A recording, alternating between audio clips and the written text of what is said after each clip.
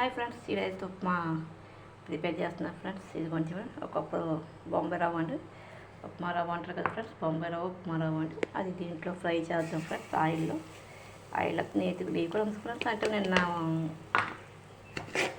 ఇందులో పర్లేదండి, నెయ్యి లోపల వేస్తాం ఫ్రెండ్స్.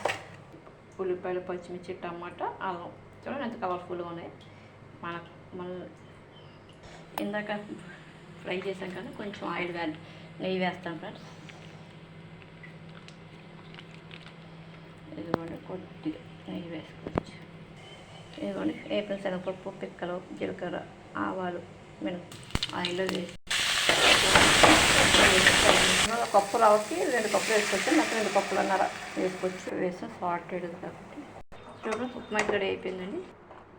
కొంతమందికి ఇష్టం కామెంట్. ఆయిల్ వేసి సాల్ట్, కారం,